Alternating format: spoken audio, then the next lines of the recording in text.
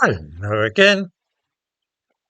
I am, as many viewers of this channel will no doubt already have realised, a very simple man. I do not go in all that much for complicated thinking and highfalutin arguments. I may best be described perhaps as an articulate peasant. I have never felt disadvantaged by this, however. Indeed, it often enables me to cut through the fancy words and pretentious phrases and get swiftly to the heart of the problem. I always tend to look for the simplest and most economical explanation for what I observe going on in the world. For example, if I hear of a number of mysterious fires all starting simultaneously in some part of the world, my first instinct is not to ask myself whether this might be connected in some fashion with minor variations in the composition of the Earth's atmosphere, the level of carbon dioxide, say. Instead, I assume that somebody must have been playing with matches. Judging by the number of arsonists arrested after wildfires in recent years, both in Europe and the United States, I suspect that my instincts have not played me false about that particular matter. In Britain, we are currently under notice that hosepipe bans might be introduced at any moment because our reservoirs are running low on water. Once again I wield Occam's razor and ask myself what the simplest possible explanation might be when we find ourselves running out of some commodity. In the case of water, we are invited to consider a long and convoluted causal link with the level of carbon dioxide in the air around us. A much more obvious reason that we are running out of water is that there are too many people drawing water from those reservoirs.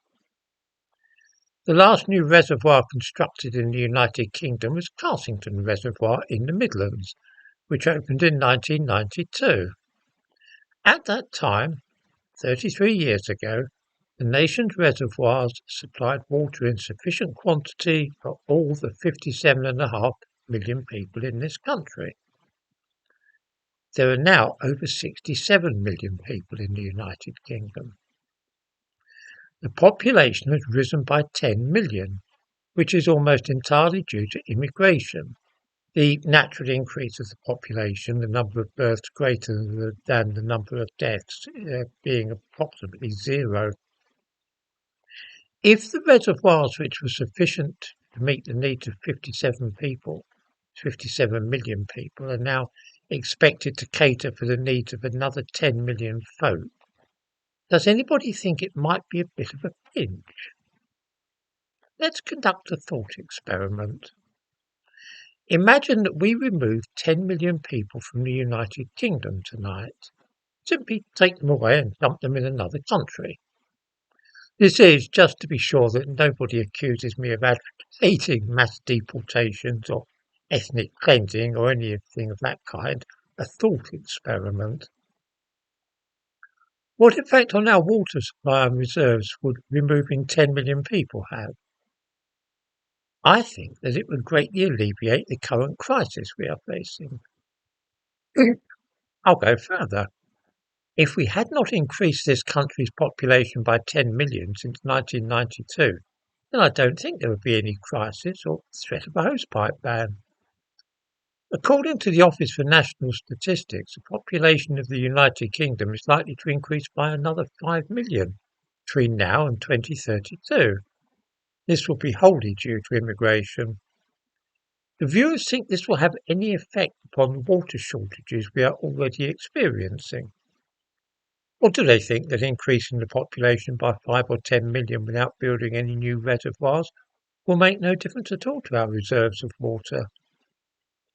As I say, I am a very simple man whose mind works in a basic way, and as far as I can see, adding all those people without increasing the number of reservoirs or building any new infrastructure is bound to create problems, never mind about global warming.